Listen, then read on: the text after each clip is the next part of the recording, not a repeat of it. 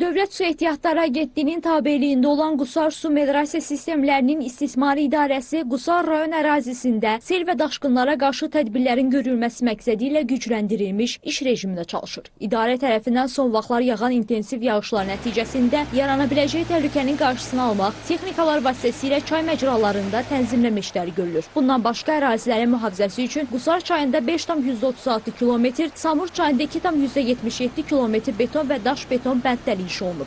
44.540 paqonometr çay məcrasının tənzimlənməsi 69.000 kubmetr olmaqla 3.974 paqonometr təşkil edir. 2025-ci ilin istismar tədbirlər planında 810.000 kubmetr çay məcrasının tənzimlənməsi işləri nəzərdə tutulub.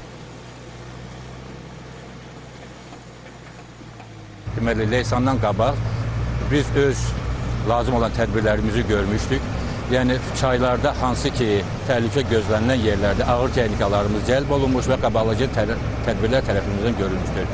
Yəni Qusar çayında, o cümlədən Samur çayında bütün buldozerlər, o cümlədən ağır ekskavatorlar həmin ərazilərə cəlb olunmuş və əhalinin, şəhər əhalisinin, o cümlədən kənd əhalisinin sel sularından müəyyən qədər görə biləcək hər hansı fəsadın qabağı vaxtında alınmışdır.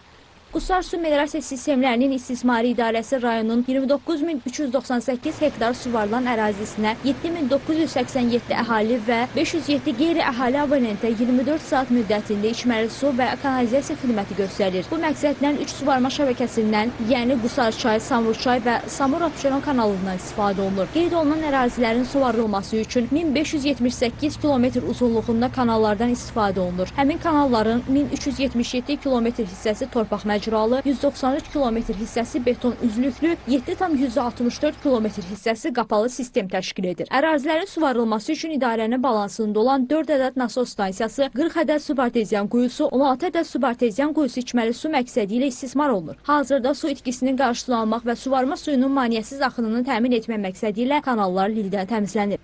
Ona görə də əhalinin suvarma suyu ilə təminatını fasiləsiz təmin etmək məqsədi ilə texnikalarımız cəlb olunaraq həmin kanallar hal-hazırda lildən və kolkosdan təmizlənir. Həmin kanallar üzərində deməli 607 ədəd hidrotexnik qurğu mövcuddur ki, həmin qurğular həmişə saz vəziyyətdə saxlanılmalıdır. Ona görə də idarənin işçiləri tərəfindən mütəmadi olaraq həmin hidrotexnik qurğular saz vəziyyətdə saxlanılır. Yəni bu son günlər yağan yağışların təsiri ucbatından əhalinin suvarma suyu ilə təminatı fasiləsiz olmuşdur.